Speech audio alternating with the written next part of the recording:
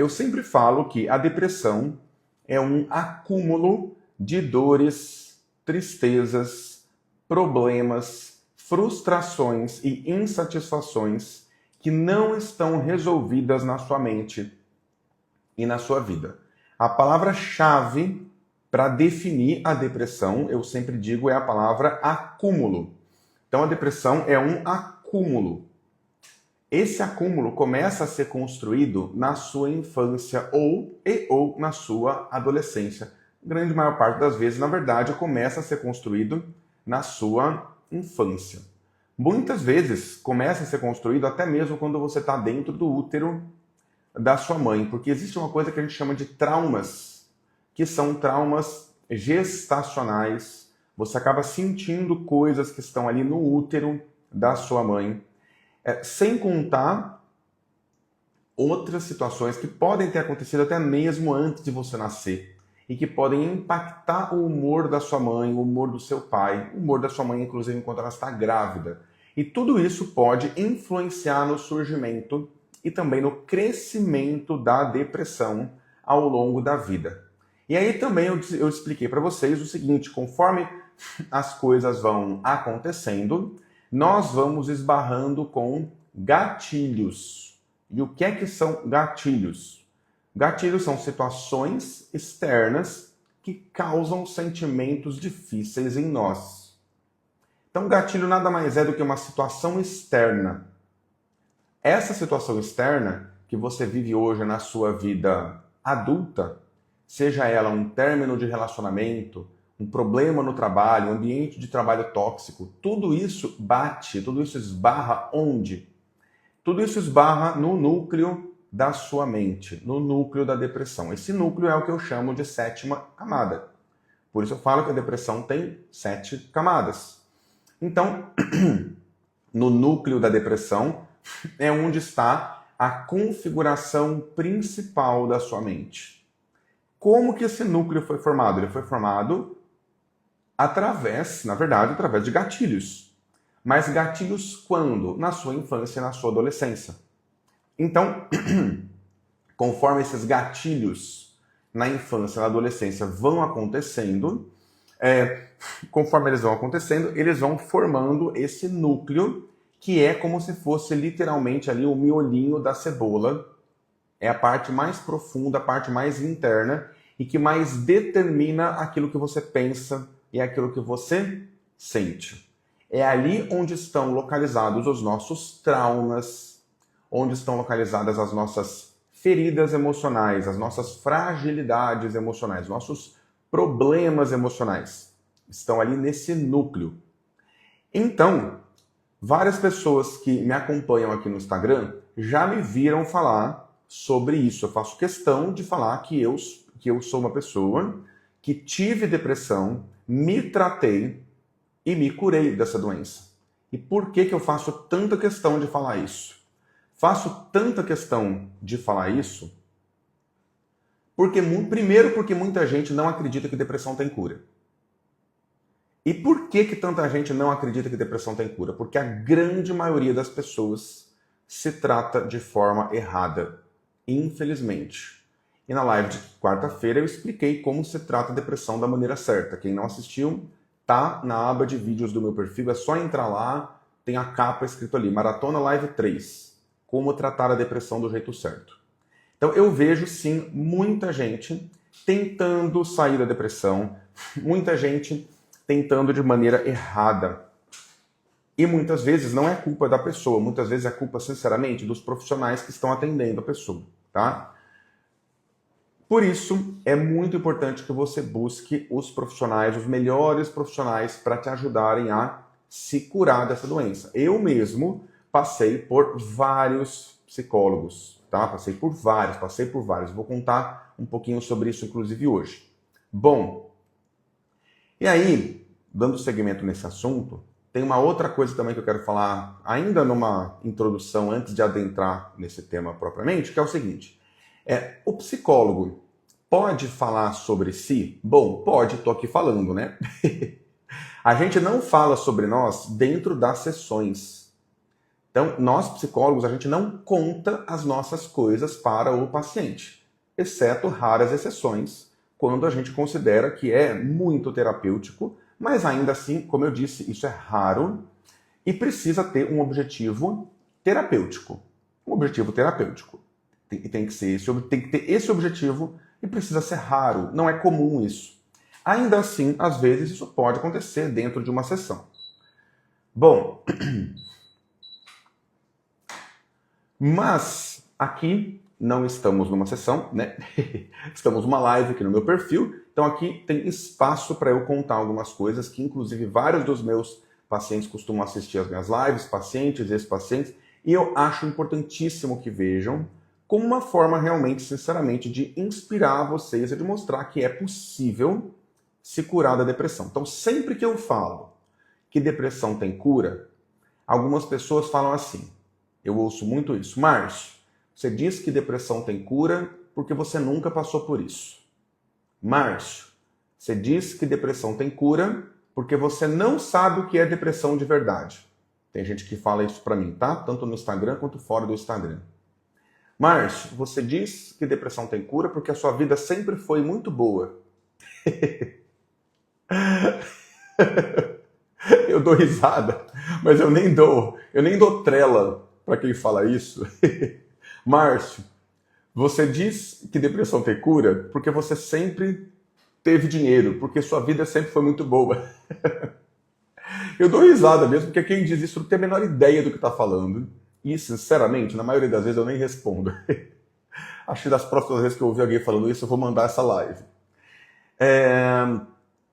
Então eu faço questão de falar sobre esse assunto, primeiro para dizer que eu passei na pele pela doença, então eu posso dizer sim que eu sei como é ter depressão, eu posso dizer que eu sei sim como é querer morrer, eu posso dizer que eu sei sim como é querer sumir, querer desaparecer, e eu posso dizer também que eu sei como é ter certeza absoluta de que eu não teria cura, de que essa dor não teria solução. Posso dizer que eu passei por essa certeza errada. Felizmente eu estava errado, mas eu passei pela certeza de que eu não teria cura, de que eu não teria solução e de que eu iria sofrer pro resto da minha vida. Eu passei por isso durante muitos anos, não foi pouco não, foram muitos anos. Muitos anos. Bom, o que tá...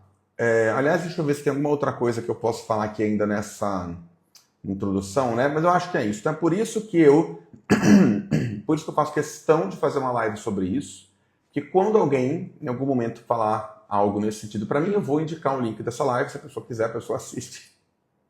De quem acompanha os meus stories, né? Felizmente, eu tô super bem agora, tanto emocionalmente, as pessoas me veem fazendo um monte de passeio na natureza e tal, e sim, eu tenho uma vida excelente agora, isso é verdade, mas nem sempre foi assim. Eu realmente tenho construí uma vida que, sinceramente, uma vida que me deixa muito feliz, fico muito grato pela vida que eu consegui construir, que estou construindo, aprimorando até hoje, mas quem vê o meu Instagram dessa forma, não é muitas vezes capaz de imaginar as situações pelas quais eu passei, tá? Então é por isso que eu faço questão de fazer uma live sobre esse assunto, para mostrar para muitas pessoas, primeiro para inspirar e mostrar que depressão tem cura sim. E não apenas tem cura, como tem como ir muito além disso. Mesmo que esse seja um caminho demorado, a gente consegue sim atingir um potencial muito grande na nossa vida, no nosso mundo. A gente consegue encontrar esse lugar. Isso não é uma coisa simples, não é uma coisa fácil, não é uma coisa rápida, mas é uma coisa que é possível, tá? Então é por isso que eu decidi fazer uma live sobre esse assunto, para fechar essa maratona que tem esse tema, o caminho para sair da depressão. E claro, né, além de mim, que me tratei, me curei, eu já ajudei muitos pacientes, inclusive pessoas com quadros muito graves, com risco de suicídio, a se curarem da depressão. E não apenas a se curarem, como a irem muito além disso, porque sempre falo que a cura da depressão não é o único objetivo. Ela é talvez o primeiro objetivo de uma pessoa que tem essa doença. Mas depois que a pessoa se cura, a terapia muitas vezes continua.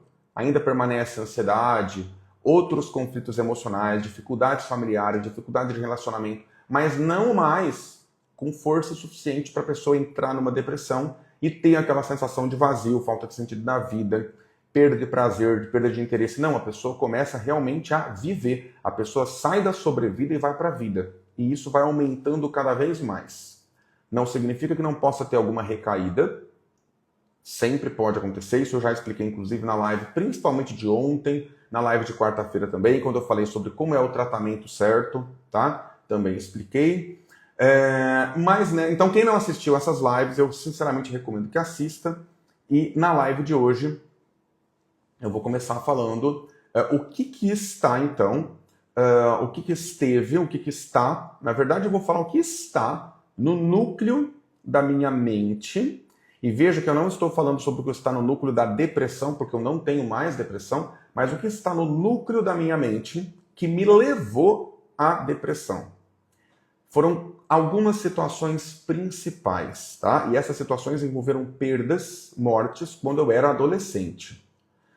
Então, o que aconteceu quando eu era adolescente? Foi o seguinte, e é por isso que eu falo que eu tenho também, eu falo para alguns pacientes, né? Eu falo, fulano, você tem uma coleção de traumas, e algumas pessoas têm realmente uma coleção de traumas, volume 1, volume 2, volume 3, são muitos traumas, Eu também tenho essa mesma coleção, tá? Terrível isso, mas eu tenho também uma coleção de traumas muito fortes, muito grandes, e que eu realmente achei por muito tempo que eu não fosse conseguir superar de jeito nenhum. Bom, então, quais foram algumas das situações que me levaram para a depressão? Bom, primeiro de tudo, atualmente eu tenho 36 anos, em breve eu faço 37, em maio. Quando eu tinha 12 anos, começaram algumas mortes, né, na minha família, e isso foi uma das coisas que foi mais me afetando. Então, quando eu tinha 12 anos, eu perdi meu pai. Ele morreu no dia 14 de dezembro do ano 2000, e ele morreu de AVC, acidente vascular cerebral, né? Quando ele morreu, ele tinha 35 anos, hoje eu tenho 36, olha que coisa, né? Ele tinha 35 anos, eu tinha 12, minha irmã tinha 9. Então, obviamente, minha irmã também tem lá suas complicações, faz terapia também, precisa, e muito, né? Obviamente, né? Então, sou 3 anos mais velho do que ela, então, para minha irmã também foram coisas que foram super difíceis. Então, meu pai morreu quando eu tinha 12 anos. Ele teve um acidente vascular cerebral em meados de julho do ano 2000. E ele ficou com metade do corpo paralisado. O lado esquerdo do corpo dele ficou paralisado. Quando isso aconteceu, olha só, eu falei de núcleo da depressão, certo? Isso já foi, assim, um dos grandes gatilhos para mim, foi ver a impotência do meu pai, com o lado esquerdo do corpo dele completamente paralisado, ele não mexia. E ele ficou ali por 6 meses, 7 meses fazendo fisioterapia, indo para os médicos e tudo mais, e ele ficou buscando, né, melhorar. Só que ele fumava muito, ele bebia muito, e ele não conseguiu parar de fumar nesse momento em que ele estava, em que ele teve esse primeiro AVC. Resultado disso, mais ou menos 6 meses depois, em 14 de dezembro de 2000, ele teve outros 2 AVCs, outros 2 acidentes vasculares cerebral, e ele morreu. Inclusive, ele morava em Ubatuba, cidade onde eu moro atualmente. Ele era delegado, exatamente aqui em Ubatuba, e ele morreu aqui em Ubatuba. Bom, então isso aconteceu quando eu tinha 12 anos. Isso então fez parte, né, desse núcleo da depressão que eu tinha. Isso ainda faz parte do núcleo da minha mente, tá? Faz parte, isso está em mim. Só que hoje esse tipo de situação não me causa mais aquele nível de sofrimento que causava antes. Quando eu tinha, se eu não me engano, 9 anos, o meu pai e minha mãe se separaram, e aí foi quando ele se mudou. Eu morava no interior de São Paulo, e foi aí quando ele se mudou para Ubatuba.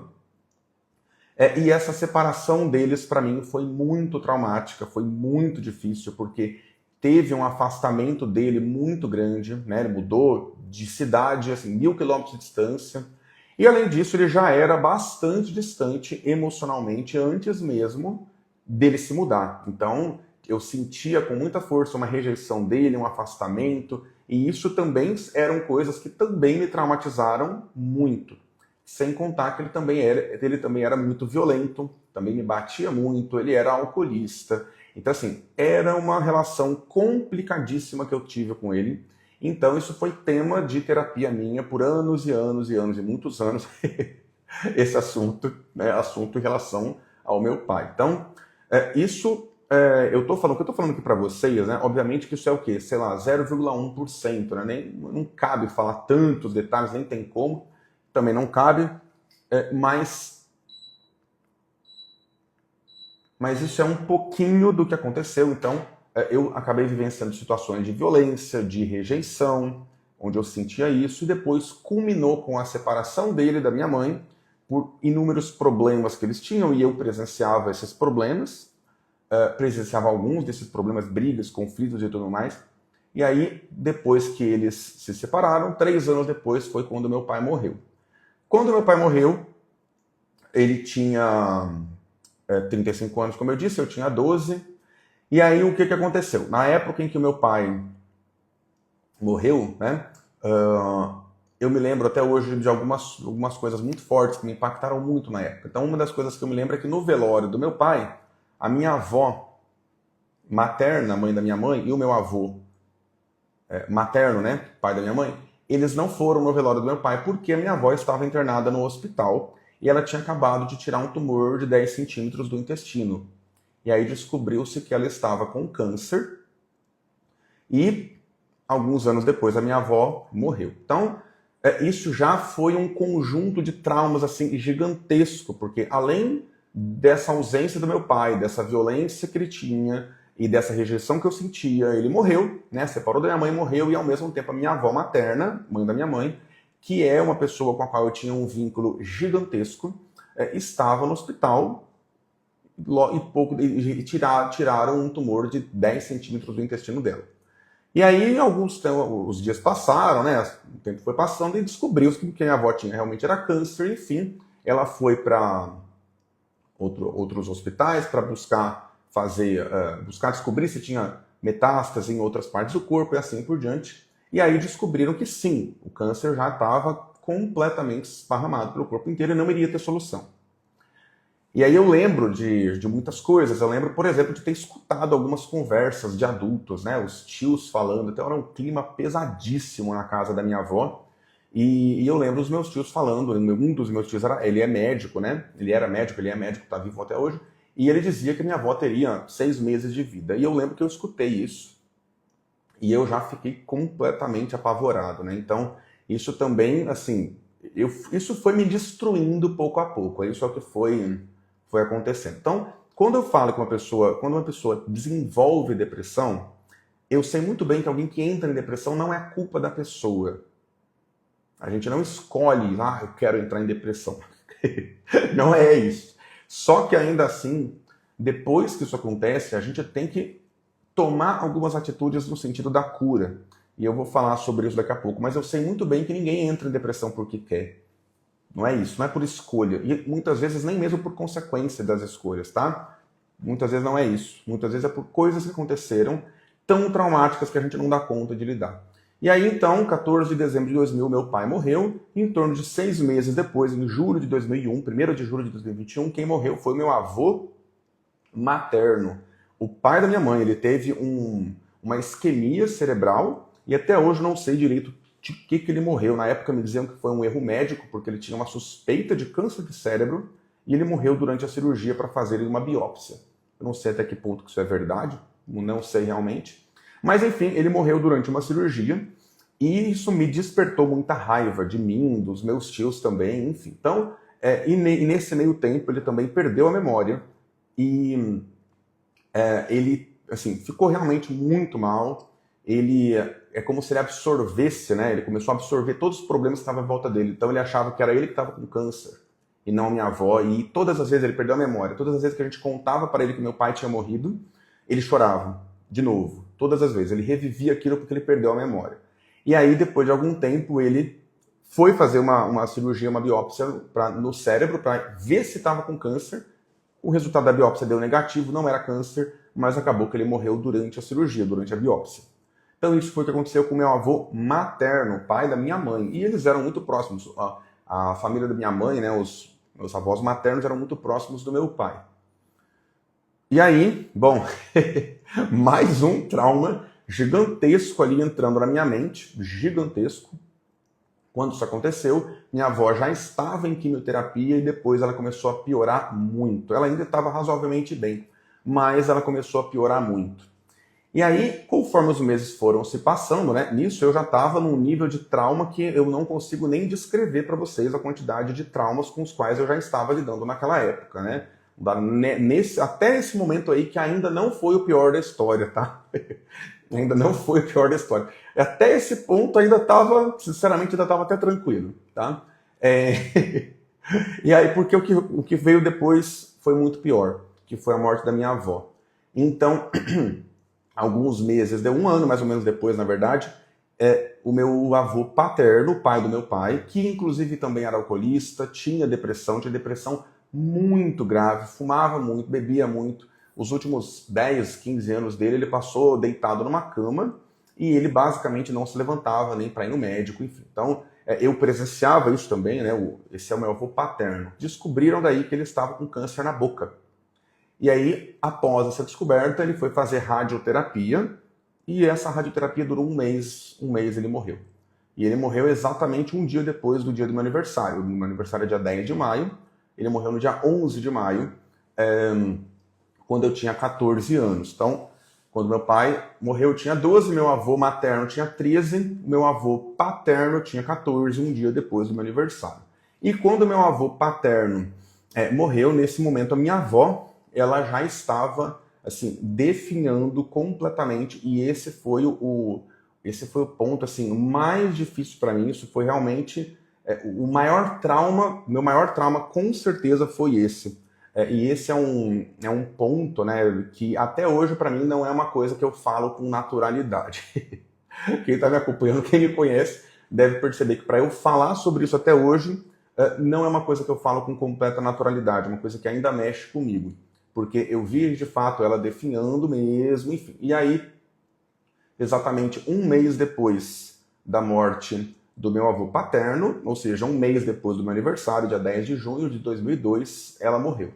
Então, nessa época eu tinha 14 anos, então tudo isso fez com que eu entrasse assim, em parafuso completamente, né? Completamente. E qual era o suporte de quem, né?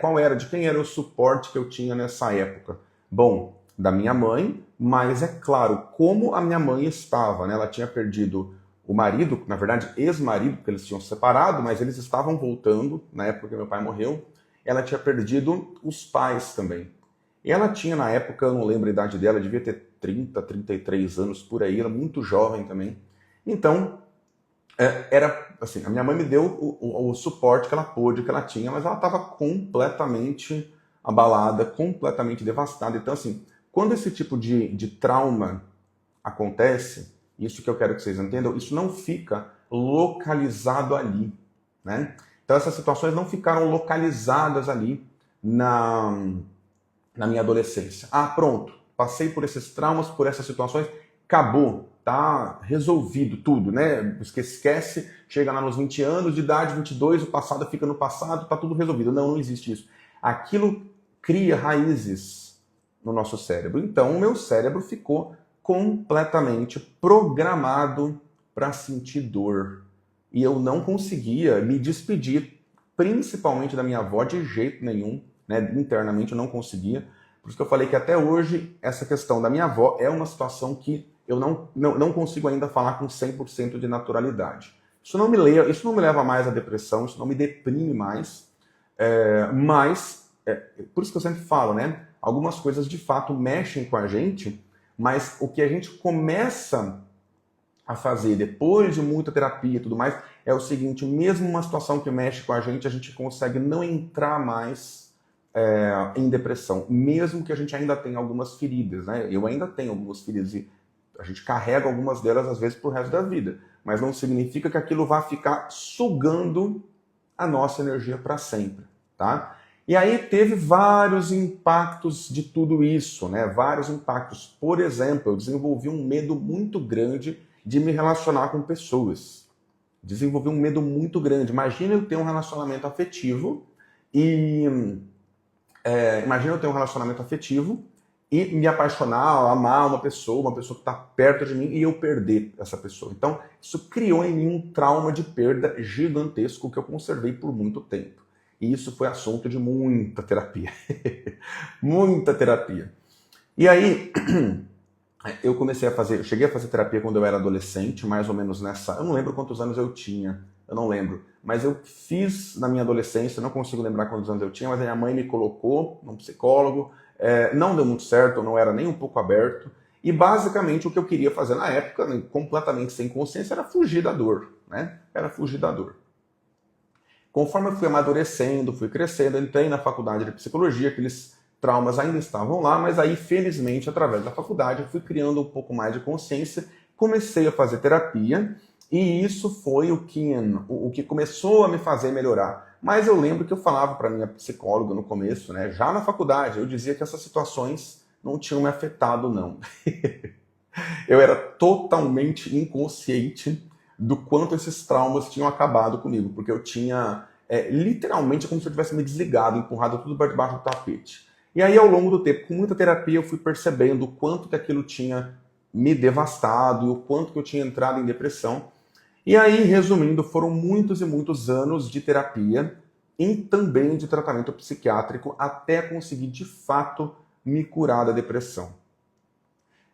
Então, tudo isso que eu estou falando para vocês teve inúmeros impactos, né? Não tem nem como eu mensurar todos os impactos, nem caberia numa live, seria completamente impossível, porque isso foram coisas assim de anos e anos e anos de terapia. Eu fiz terapia, assim, eu faço terapia até hoje, inclusive, né? Atualmente eu estou na minha 6ª psicóloga, a psicóloga chama Suelen. As questões que eu trago agora para ela, graças a Deus, são coisas muito mais tranquilas. Eu ainda tenho questões emocionais, claro que tenho. De vez ou outra ainda falo sobre questões em relação à minha avó, isso às vezes aparece. Mas basicamente os meus assuntos agora são outros, né? Porque, de maneira geral, essas questões já foram muito trabalhadas. Sempre tem alguma coisinha faltando, isso é normal, gente. Sempre tem alguma coisa que está faltando. Mas, de qualquer maneira, os meus assuntos agora tendem a ser bem mais leves, bem mais tranquilos.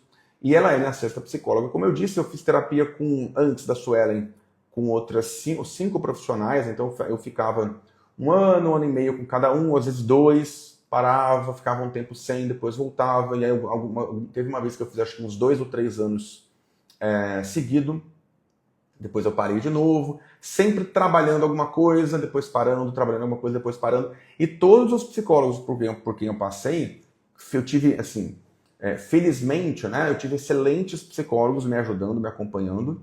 E por que tantos psicólogos diferentes? Teve um dos períodos da terapia que eu fiz que eu acabei escolhendo fazer com a primeira, que foi a Vanessa. A Vanessa foi a minha primeira psicóloga. Acho que foi eu já nem lembro mais direito, mas na minha 6ª ou 5ª fase, 6ª fase de terapia, se eu não me engano, eu procurei a Vanessa. A Vanessa me atendeu em Maringá, que é onde eu me formei de maneira presencial. E muitos anos depois, já em Ubatuba, inclusive, eu fiz terapia com ela de novo, deve fazer uns 10 anos, 8, 9 anos, não lembro mais direito. Mas eu fiz terapia com ela online de novo, por bastante tempo, e depois eu fui sentindo a necessidade de trocar, né, de mudar de profissional e assim por diante. Mas eu considero muito útil essa coisa de trocar de profissionais. Eu fiz no Sesumar, né, a faculdade que eu fiz foi o Sesumar. Então, pessoal, eu tive inúmeras recaídas, principalmente no começo, né? Do começo da terapia, inclusive em momentos em que eu ainda estava na faculdade, depois estava na minha especialização em psicologia clínica que eu fiz no Rio de Janeiro. Eu tive inúmeras recaídas, mesmo durante a terapia. Houve um momento em que eu tive uma recaída muito grave, também nem consigo me lembrar mais direito quantos anos atrás, mas houve um momento em que eu tive uma recaída muito grave, estava em terapia, e eu cometi um erro que muita gente comete, que eu falei para vocês não cometerem, que eu subestimei o tratamento psiquiátrico. Eu achava que eu não precisaria de tratamento psiquiátrico. Eu já era psicólogo, eu já fazia terapia, eu já tinha experiência com um monte de coisa, e eu achava que não, que eu iria dar conta. Já estava na minha terapia e eu sou psicólogo, então não vou precisar não. Estava completamente errado. precisei de tratamento psiquiátrico, eu realmente nem consigo me localizar no tempo mais quanto tempo foi atrás foi isso, mas eu precisei, e isso foi uma das coisas que me ajudou depois de fato, a tirar completamente a depressão, né, da minha vida. E eu não me lembro também quantos anos faz, muitos anos que eu não tenho mais nenhuma recaída, mas eu sempre falo para qualquer pessoa, eu não estou imune à depressão, ninguém está imune, ninguém está imune. Eu já estive, né, recentemente, acho que uns 2 ou 3 anos atrás, isso acho até interessante contar para vocês, eu estive numa cidade chamada Tupã, interior de São Paulo, que é onde a minha avó morava, eu morava numa cidade ali perto, 40 quilômetros de distância, chamada Oswaldo Cruz. Eu estive lá uns 2, 3 anos atrás, e eu já fui para lá algumas vezes, né, depois de todas essas mortes e tal, e quando eu estive lá 2, 3 anos atrás, eu fiz questão de passar na frente da casa da minha avó, onde ela morava, né, e, assim, sinceramente, fiquei até surpreso, porque foi muito tranquilo para mim. Isso faz, eu acho, uns 2, 3 anos, e quando eu passei ali na frente, e eu notei que aquilo foi tranquilo para mim, isso me deu uma segurança muito grande, não de que eu esteja imune, mas de que realmente eu não vejo mais resquícios da depressão em mim agora, porque eu encarei aquele que era o meu maior gatilho, a minha maior dor, e eu consegui encarar isso de uma maneira que eu, sinceramente, fiquei surpreso com como aquilo foi tranquilo para mim. E isso foi resultado de muita terapia, de tratamento psiquiátrico, terapia por muito tempo. Eu nem lembro mais quando foi que eu comecei, mas acho que no total uns 12 anos, 13, 11, não consigo me lembrar, eu realmente me perco no tempo, mas foram muitos e muitos anos de terapia, mesmo considerando essas interrupções que eu falei. Mesmo tirando as interrupções, foi muita terapia. Porque eu era um caso realmente daqueles que eu falo assim, ultra grave. Eu era um caso realmente gravíssimo. Passei muito perto de me matar. Assim, não cheguei exatamente a uma tentativa, mas passei perto de tentar. E eu sei que se eu tentasse, não ia dar muito certo, não. Enfim, então, hoje para mim é relativamente tranquilo falar sobre isso, mas para quem já me acompanha percebe que a minha própria voz, né? Eu não falo sobre esse assunto que tem a ver comigo com total naturalidade. É muitíssimo mais tranquilo do que antes, mas não tem como negar que mexe. E tudo bem, né? Isso é uma coisa que é completamente normal, a gente ficar mexido com algumas coisas nossas. Pois é, bons psicólogos fazem terapia, tem toda razão. E aí, pessoal, tem uma outra coisa também sobre mim que eu também posso contar sem nenhum problema, que também fez parte desse acúmulo, né? Que é uma coisa que, vez ou outra, até já falei aqui no Instagram sobre isso, e que me impactou bastante, sim, é o fato de que eu sou homossexual.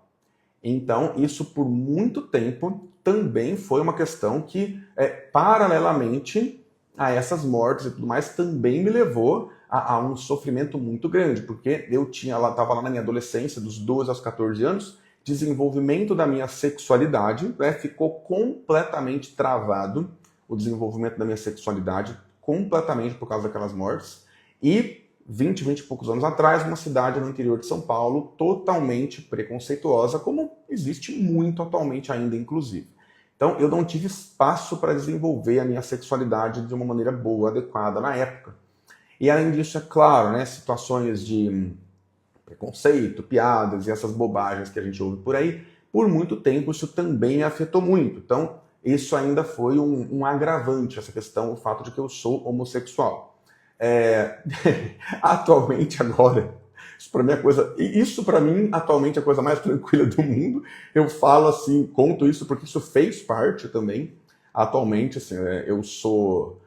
eu nem gosto dessa palavra, mas eu vou falar por força do hábito, tá? Força da expressão. Eu realmente não gosto dessa palavra. Podia inventar uma palavra melhor, eu desconheço. Mas eu assumi o fato de que eu sou homossexual há muitos anos. Eu não gosto da palavra assumir, porque assumir pressupõe uma culpa, né? Pressupõe algo que está errado, como se você tivesse que assumir alguma coisa. Eu não gosto dessa palavra, mas eu não sei que outra palavra usar. Enfim, então por muito tempo eu reprimi a minha sexualidade também. Não foi algo fácil, né, para eu assumir, não gosto dessa palavra. Um dia eu vou encontrar uma palavra melhor para isso. Então isso também me causou muito sofrimento, também me causou muitos bloqueios no contato com as pessoas.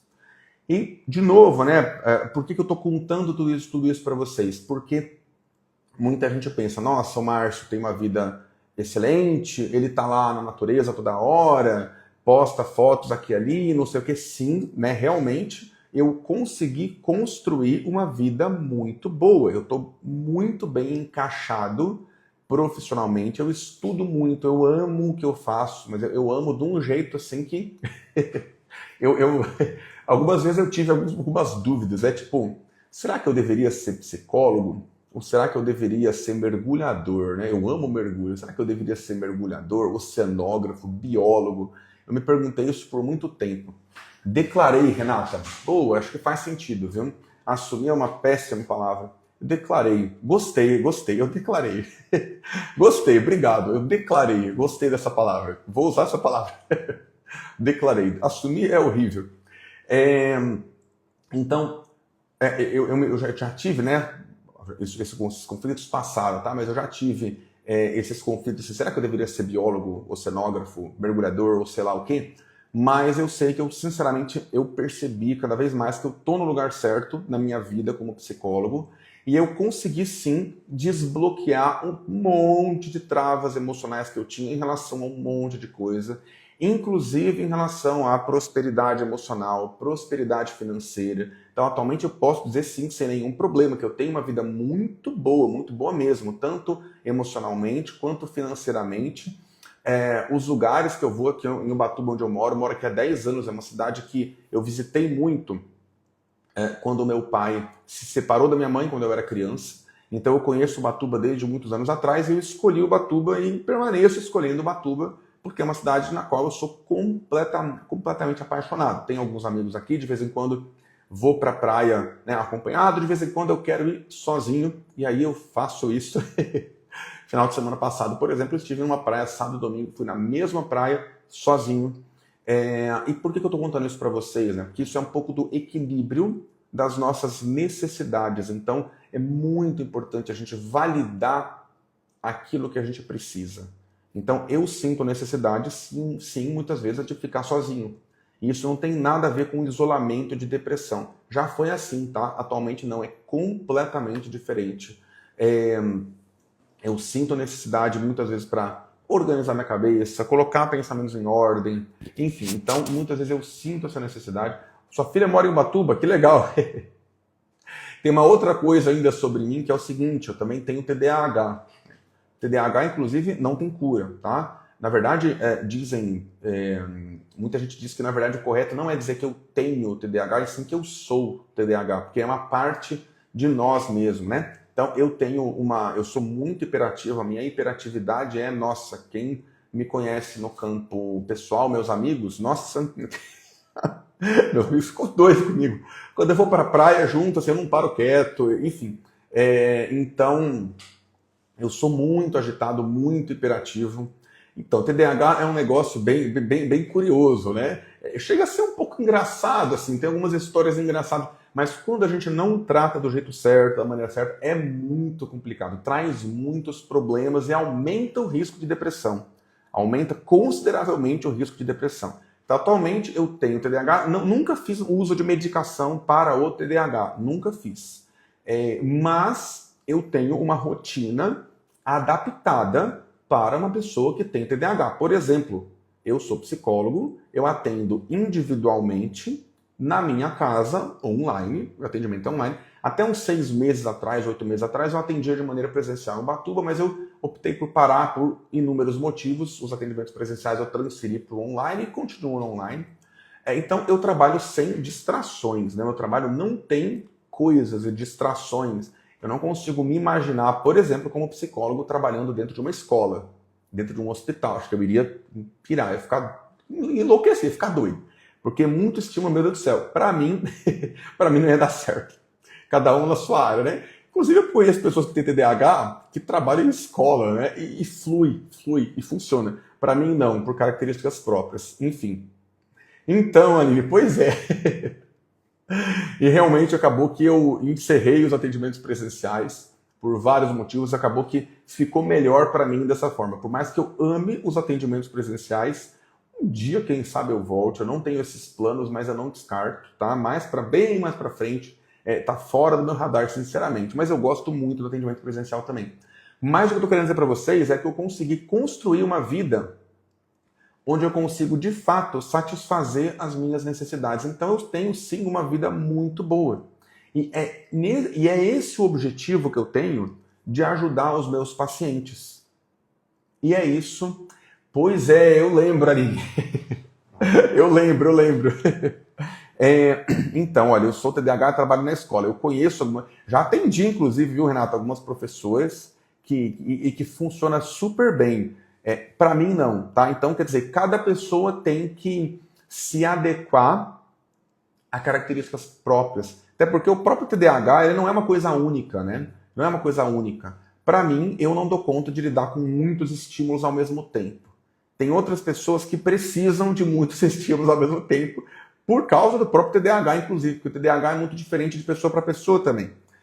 Então, a própria questão, por exemplo, do déficit de atenção, o meu déficit de atenção, eu tenho déficit de atenção, e é curioso porque nos meus atendimentos todo mundo fala, minha memória é ótima. Claro que eu faço as minhas anotações, meus registros, pontuário, como todo psicólogo faz e tem que fazer, mas eu me lembro muito de detalhes, né, de muitas coisas. Por quê? Porque eu entro num estado de fluxo, chama flow, né? Eu entro num estado de flow, então minha memória é excelente para os atendimentos. Para algumas outras coisas, nem tanto. Então a gente tem algumas histórias aí, quem tem TDAH, né, tem sempre várias histórias, às vezes engraçadas, mas acaba trazendo muitos problemas quando a gente não cuida, quando a gente não trata do jeito certo. É claro que, então, além de ter uma rotina que eu adaptei para isso, eu adaptei para mim, né, dessa forma. Oi, Silvia. Boa noite. Então eu tenho essa rotina adaptada para isso. Tem uma outra coisa que eu faço também, inclusive em algum momento eu vou fazer uma live sobre TDAH. Eu vou fazer uma live sobre isso. Eu medito durante cerca de 40 minutos todos os dias. E eu já nem sei quantos anos mais faz que eu faço isso, mas todos os dias. Já teve alguns momentos em que eu parei de meditar, mas por erro meu, por descuido meu, eu já falhei nisso inúmeras vezes, mas sempre que eu percebo, eu volto. E atualmente eu estou muito firme nisso. 40 minutos de meditação todos os dias de manhã, na hora que eu acordo. Essa é basicamente a primeira coisa que eu faço. Então eu medito 40 minutos e é contado no relógio, né? Olho fechado, respirando, respiração, etc. Então eu consigo assentar a minha mente através da meditação. Meditação, inclusive, eu recomendo para todo mundo, tá? Eu recomendo não, né? Não é só que eu recomendo, é que a ciência recomenda. Tem uma infinidade de estudos falando sobre os benefícios da meditação para quem tem depressão, ansiedade, TDAH. Então, olha, para mim também, muitas vezes é um esforço ficar quieto e silencioso, né? 40 minutos é o que eu preciso, mas eu já comecei, como eu falei, né? Teve alguns momentos em que eu parei de meditar, mas eu comecei, olha, eu tenho 36 anos, vou tentar lembrar quando eu comecei, se eu não me engano, deve fazer uns 20 anos já, eu tinha 16 anos, se eu não me engano, 16, 17, por aí. Então foi muito tempo atrás, e a meditação sempre fez parte da minha vida. Então, no mínimo, o que a gente precisa, o que a ciência recomenda, é de 10 a 20 minutos por dia. E existem várias técnicas, várias estratégias, existem várias formas de fazer isso. E para quem é meu paciente, eu ensino, eu explico, porque não é de fato uma coisa tão simples assim. Pois é, Silvia, bem lembrado, compartilhar a live, o aviãozinho aí para quem quiser mandar a live para outras pessoas, curtir a live também para o Instagram, notificar outras pessoas que eu estou ao vivo. Para quem está chegando agora, pessoal, a gente já está encaminhando para o final da live, viu, Silvia? Mas a live vai ficar gravada e depois você assiste ela gravada ali, que eu contei, praticamente toda a minha história aqui de como eu desenvolvi depressão, como eu superei a depressão. Para algumas pessoas que me conhecem, às vezes já foram pacientes, ex-pacientes, eu sei que esse é um tema que muita gente fica curioso para entender, né? Então, eu fui consertando a minha mente aos poucos. A minha mente estava totalmente destruída por esses traumas que eu falei para vocês. Então, medo de doença, medo de morte, o nível de ansiedade que eu tive. Obrigado, Silvia. O nível de ansiedade que eu tinha, crise de pânico, já tive crise de pânico também, nem sei quantas vezes, né? Atendo, inclusive, pessoas que têm transtorno de ansiedade.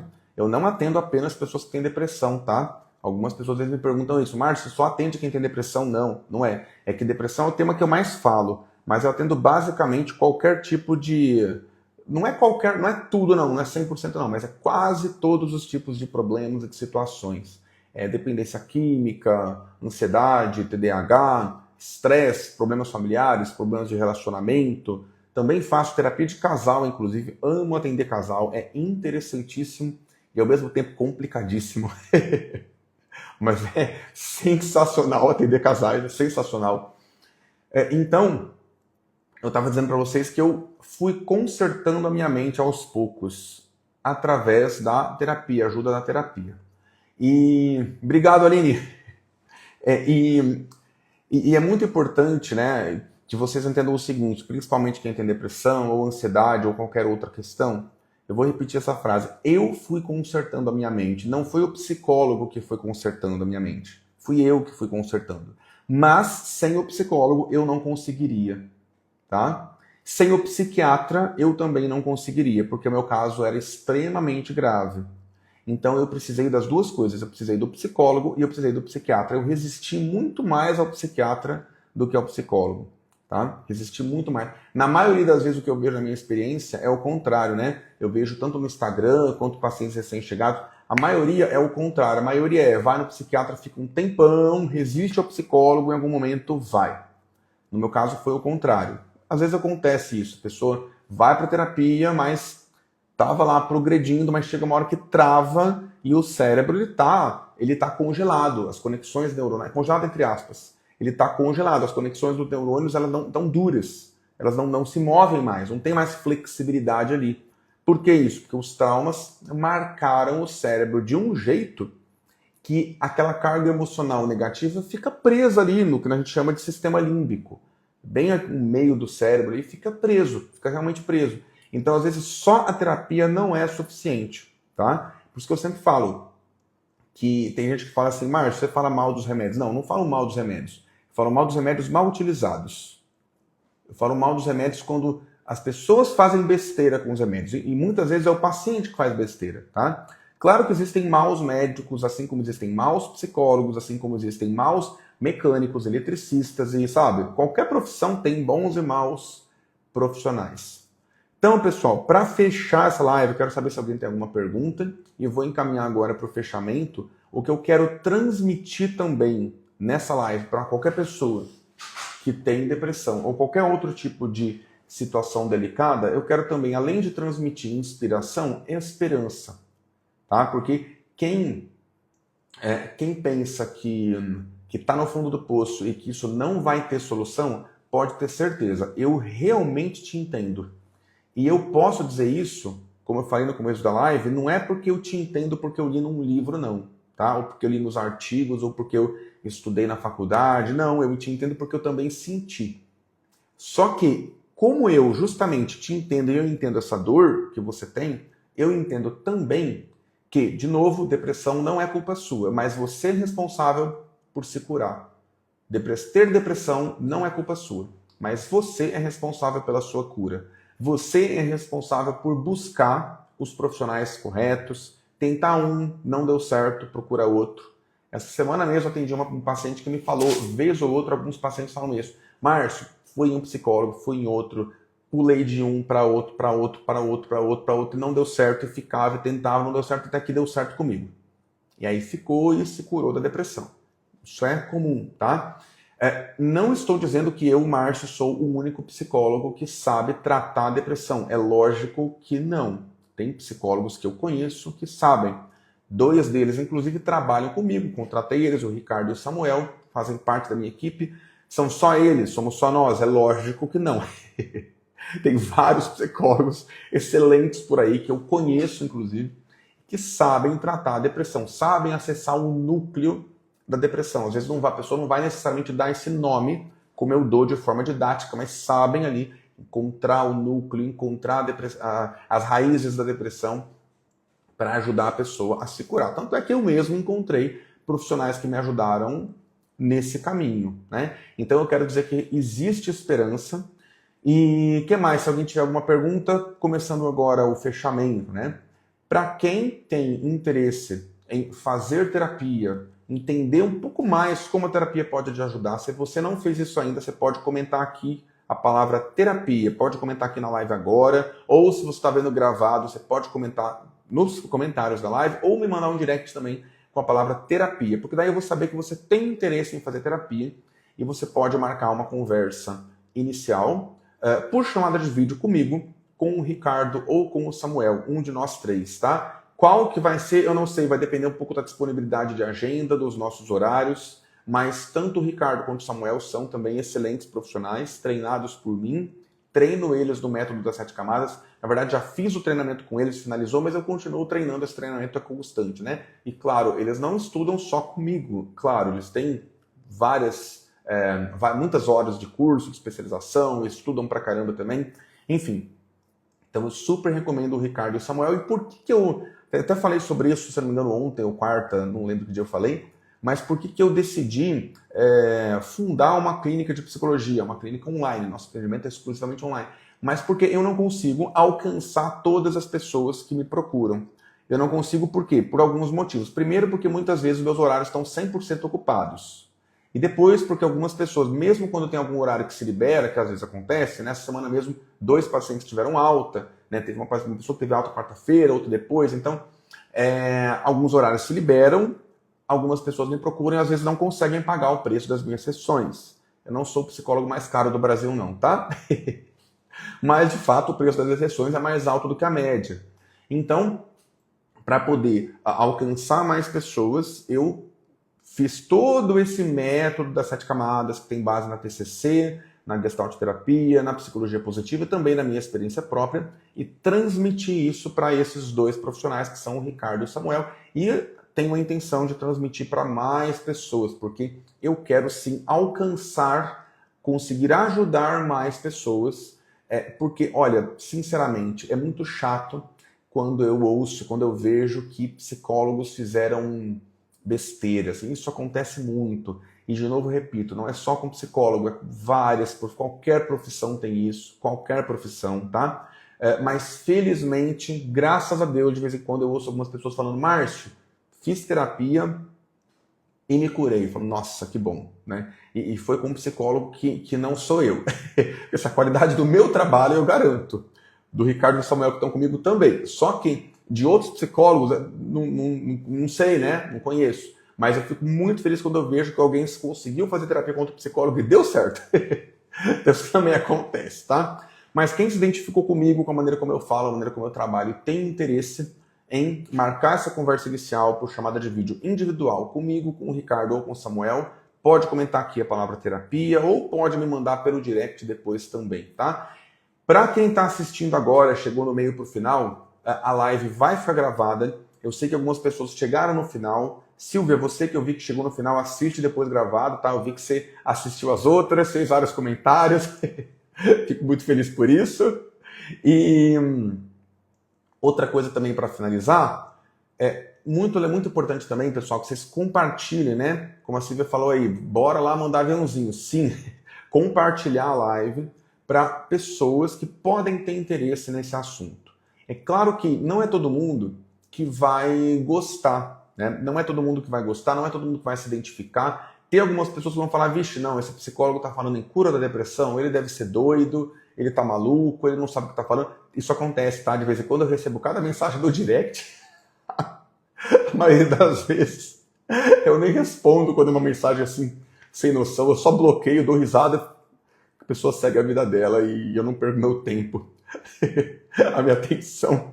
Eu só dou risada, porque algumas pessoas falam cada abobrinha, né? Enfim, meu Deus do céu. Cada abobrinha no sentido de que eu não sei o que eu tô falando, e que eu tô falando de cura da depressão, e que isso não existe. Tem gente que fala isso, eu falo: meu Deus do céu, a pessoa não sabe o que tá falando, e eu não fico tentando convencer ninguém a nada, não. A pessoa quiser, ela assiste, tiver com a mente aberta, maravilha. Se tiver com a mente fechada, sinceramente, o problema é da pessoa. A pessoa tem o direito de fazer a escolha dela, não tô nem aí. Eu respeito as escolhas que as pessoas fazem, mesmo que sejam escolhas destrutivas, tá? Eu mesmo fiz muitas escolhas destrutivas por muito tempo, inclusive. Algumas pessoas fazem escolhas destrutivas pro resto da vida. E aí pagam um preço bem caro por isso. Muitas vezes com doenças graves, com acidentes, às vezes com uma morte precoce, tá? E eu preciso dizer para vocês que a vida não precisa ser assim. Não precisa. Uma pessoa que está em depressão, principalmente grave, ela é uma espécie de morto-vivo, uma espécie de zumbi. Eu sei disso porque eu fui assim, tá? Não é porque eu li em lugar nenhum, não, só. Eu li, claro, mas eu olhava muito mais para a morte do que para a vida. Eu estava mais conectado com a morte, eu estava olhando para a morte, estava namorando a morte, estava quase que casado já com a morte e não com a vida. E eu fui revertendo isso e me conectando com a vida aos poucos. Eu me identifiquei desde o primeiro vídeo que vi um dia, 3 anos atrás. Que legal, Aline, que legal. Olha, Aline, espero que dê certo de você passar comigo, tá? Realmente espero que dê certo. Se não der, você já sabe que tem o Ricardo e o Samuel, que são ótimos também. Sim, adoro. Quero te agradecer. Excelente live. Que bom que vocês gostaram. Margarete. Oi, Margarete. Você é excelente. Obrigado, muito obrigado mesmo. Gratidão, Márcio. Sua ajuda é imprescindível. Que a vida lhe dê em dobro. Tudo de bom que você está fazendo. Obrigado, Sueli. Muito obrigado mesmo. Olha, pessoal, eu quero dar um recado final para vocês, tá? Quarta-feira da semana que vem, dia 19, às 9 horas da noite, teremos uma live aqui junto com o Ricardo e com o Samuel. Eu tô o tempo todo falando do Ricardo e Samuel, vocês já viram, né?